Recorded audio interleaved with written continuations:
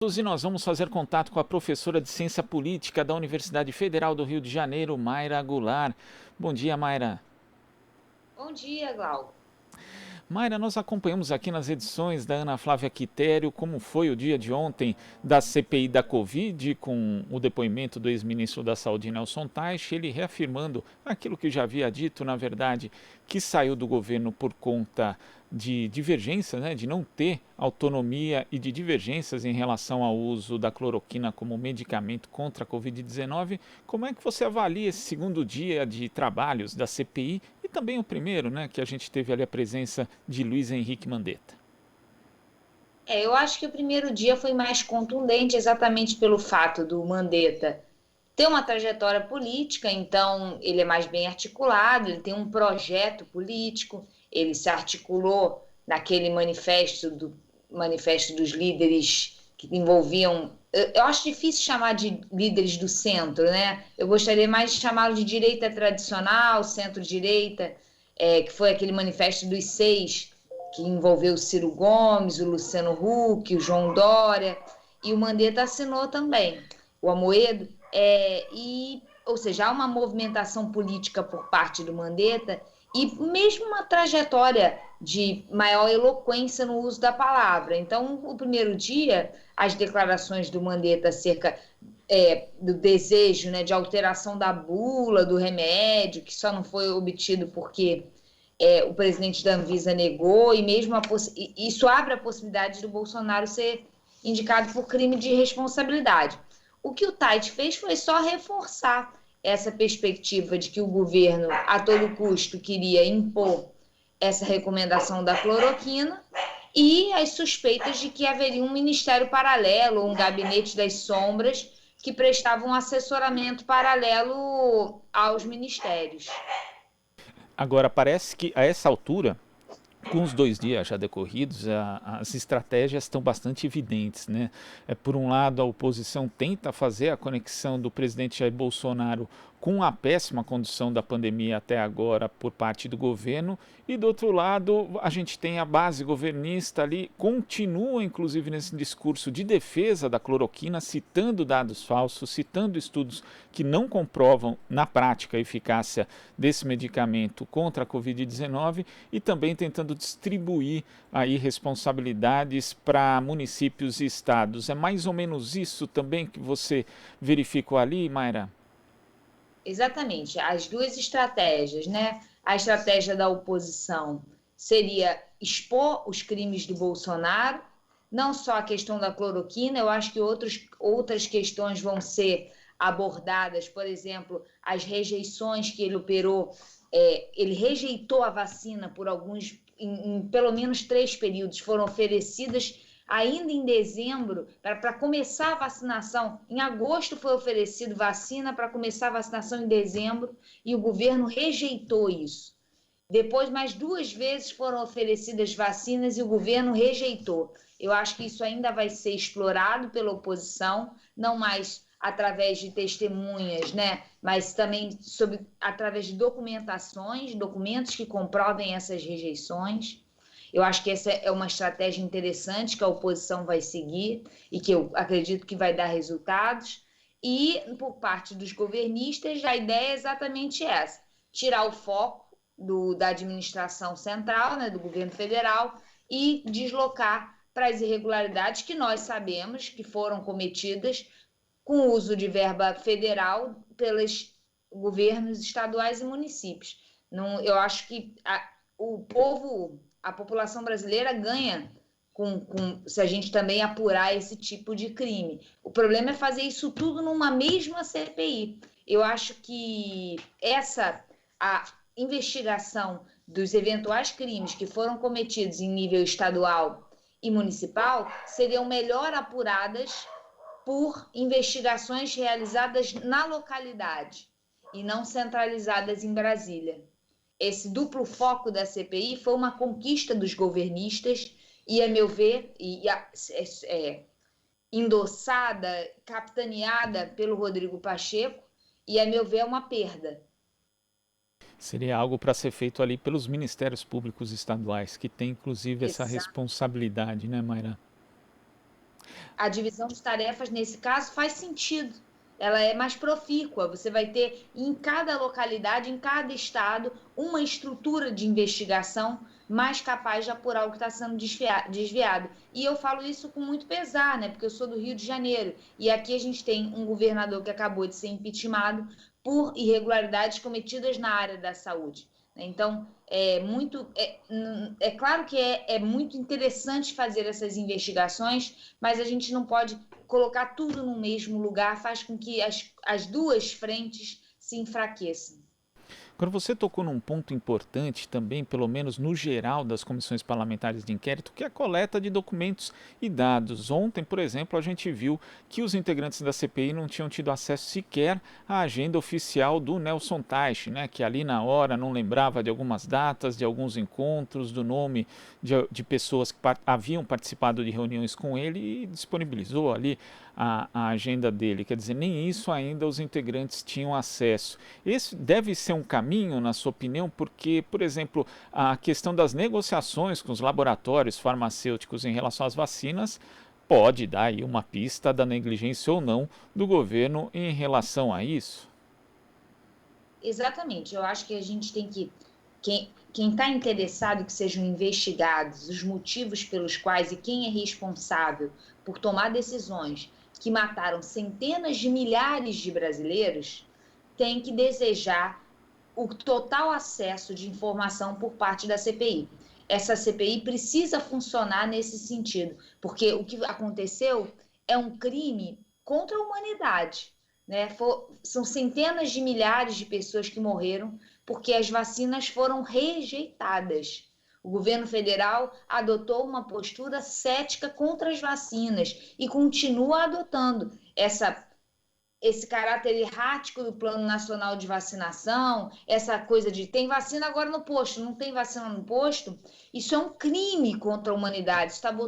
Isso mata pessoas e foi produto de uma decisão equivocada do governo federal. Existem vacinas, as fabricantes têm vacinas, os Estados Unidos já estão vacinando a população inteira, outros países já estão muito mais avançados na vacinação e o Brasil poderia estar nesse rol.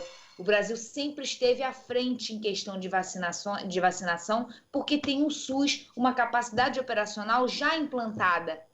Nós já temos profissionais testados, uma rede capilarizada, tudo isso nos colocaria à frente de todos esses países. Os Estados Unidos não tem SUS.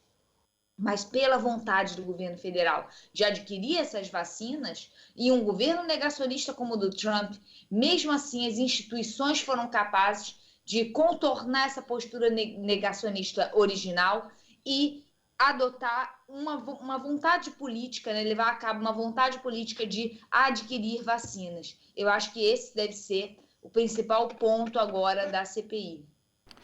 E ontem, ali naquela rápida coletiva que teve depois da realização da sessão, o presidente da comissão, Omar Aziz, quando perguntado se existia a possibilidade do ministro da Economia, Paulo Guedes, ser convocado, ele ali desconversou, disse que não. Já o relator Renan Calheiros deixou essa possibilidade em aberto, citando declarações desastrosas, segundo ele, do ministro da Economia nos últimos dias. Lembrando que Paulo Guedes foi citado ali no depoimento de Luiz Henrique Mandetta como alguém que mais atrapalhou do que ajudou no combate à pandemia da Covid-19. Você acha que isso vai ser um ponto de dissenso entre a bancada de oposição e os independentes, chamados independentes ali na CPI, já que Paulo Guedes tem uma boa proteção, inclusive, de parte da classe política e da elite econômico-financeira brasileira? Eu acho que é um ponto interessante, mas eu não vejo... Eu não acho que as forças deveriam ser concentradas no depoimento do Paulo Guedes, porque ele não era o encarregado de tomar decisões nessa área. Então, assim, é claro que a condução do Paulo Guedes no Ministério da Economia ela é desastrosa em vários sentidos. Mas é o que eu estava falando com você no início, né? Arrolar essa CPI uma série de responsabilidades outras do que aquela que deveria ser a primordial, que é investigar os crimes contra a humanidade. O que fez o Brasil abdicar de centenas de milhares de vidas, porque essas vidas foram abdicadas, uma vez que já existe vacina. As pessoas estão morrendo por algo que já tem tratamento, já tem vacina. Não é um tratamento, é uma vacina. E por estarmos investindo em tratamento precoce, em negacionismo, em imunidade de rebanho, essas pessoas não estão sendo salvas. Então, assim, é claro que eu acho que o Paulo Guedes ele deve ser questionado por uma série de incompetências que ele acumulou ao longo desses anos à frente do Ministério da Fazenda, mas do Ministério da Economia. Mas eu não acho que ele deva ser a bala de prata dessa CPI. E Mayra, em dado momento ali da CPI, logo depois de 1 hora que tinha tido início a sessão da comissão, houve uma interrupção porque parlamentares da base governista não queriam deixar ali a senadora Elisiane Gama, que representava naquele momento a bancada feminina, falar. Lembrando que essa comissão foi formada sem a presença de uma única mulher, depois que a bancada feminina teve direito a fazer perguntas, a participar das sessões. Eu lembro que a gente conversou nas eleições aqui do ano passado, falando a respeito da misoginia, que acabou vitimando muitas candidatas ali no segundo turno e também no primeiro do pleito municipal de 2020. Como é que você vê mais essa manifestação agora, a própria formação desse colegiado sem a presença feminina e ontem esse episódio que acabou causando a interrupção da sessão da CPI, Mayra? Duas coisas são inquestionáveis. Primeiro, a misoginia do governo Bolsonaro. Não tem mulheres em figuras fortes de liderança. Quando tem, elas são sempre indicações, sempre tem figuras fortes masculinas por trás. Né? O segundo ponto, para mim, que é inquestionável, é que a interrupção é uma forma recorrente de machismo em todos os espaços. Né? Os homens se veem, eles têm... A interrupção, eu vejo a interrupção como mais uma forma pela qual os homens ocupam o espaço das mulheres. Os homens, eles se arrogam o direito de ocupar o nosso espaço, inclusive o nosso espaço através da fala, né, fazendo essas interrupções. Então, eu acho que o que aconteceu na CPI bem emblemático de um governo que é misógino, que não empodera as mulheres, que não dá exemplos de mulheres em figuras fortes, que tem um discurso refratário ao empoderamento feminino, que considera ele uma ameaça e trata disso de maneira anedótica. E eu acho que esse é um ponto interessante de ruptura, né? De ruptura não, mas de uma certa divisão social. Um grupo da sociedade vê com bons olhos o empoderamento da mulher e esse grupo mais conservador, que para mim faz parte do núcleo forte do bolsonarismo, vê com medo o empoderamento das mulheres, dos gays, de todos aqueles que defendem modelos de família diferentes, complementares, alternativos, plurais. Isso é um ponto nevrálgico na composição desse sujeito político bolsonarista. O sujeito político bolsonarista, ou seja, esse grupo de pessoas disposta a estar com o presidente, mesmo se ficar comprovado que ele rejeitou vacina, mesmo que fique comprovado que ele é o responsável por mais de centenas de milhares de mortes, esse núcleo duro está com ele porque teme essa complexificação do tecido social, teme o empoderamento das mulheres, dos gays, vê isso com ressentimento. Eu escrevi um texto recentemente sobre isso, né, sobre o papel do ressentimento na configuração desse sujeito político bolsonarista.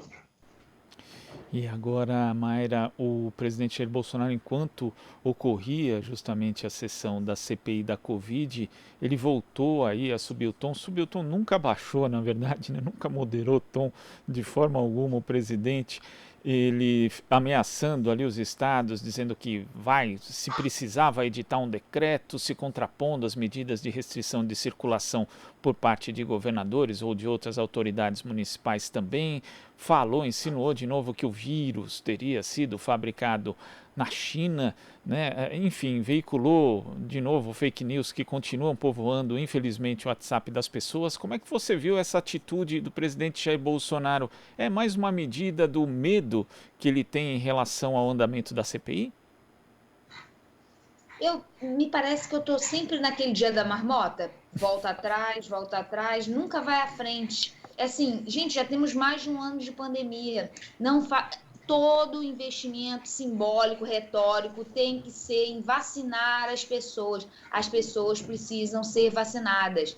E o presidente continua adotando essas estratégias completamente diversionistas. Isso é diversionismo, ele quer deslocar o foco dele, aí ele coloca um factoide, a China criou o vírus, e ele nem escolhe factoides, mas, sei lá, isso é um factoide do início da pandemia, parece que eu voltei 1 ano e meio atrás. As pessoas já discutiram isso, já teve uma equipe que foi à China investigar as origens do vírus, com uma delegação americana. Já isso não faz sentido, não é que não faça sentido, faz sentido. E o sentido é tirar o foco do presidente, das investigações sobre a inépcia, sobre a falta de capacidade de lidar com uma questão sanitária e técnica, que é adquirir vacinas e vacinar a população. Isso é técnico e nós temos estrutura para isso. O que faltou foi decisão no primeiro escalão. Porque do topo da pirâmide para baixo do SUS, nós temos a capacidade de vacinar. Isso é o que todos os países do mundo não têm, e nós temos. Nós temos uma estrutura organizada, capilarizada, que tem um nome, que tem cadastro das pessoas. Isso que seria o principal desafio de uma vacinação em massa, a gente já tem. E o que nos faltou foram decisões do presidente da República. Por isso eu acredito nessa CPI e acredito na capacidade dela de determinar a culpabilidade do presidente da República. Eu não acho que isso vai gerar repercussões mais fortes como um impeachment, exatamente porque ele mantém esse apoio inquestionável por parte de segmentos da população que estão com ele por outros motivos, porque ele representa exatamente esse sentimento de medo diante de uma sociedade que evolui, que transforma e que flexibiliza, que altera o papel tradicional da família. Mayra, queria agradecer a sua participação aqui no Jornal Brasil Atual. Eu ontem também me senti um pouco no Dia da Marmota, vendo ali parlamentar defendendo cloroquina a essa altura da pandemia. E muito obrigado, até a próxima. Obrigada. Tchau, tchau, gente. Bom dia para vocês. Bom dia. Conversamos aqui com a professora de Ciência Política da Universidade Federal do Rio de Janeiro, Mayra Goulart. Você está ouvindo Jornal Brasil Atual. As notícias que os outros não dão.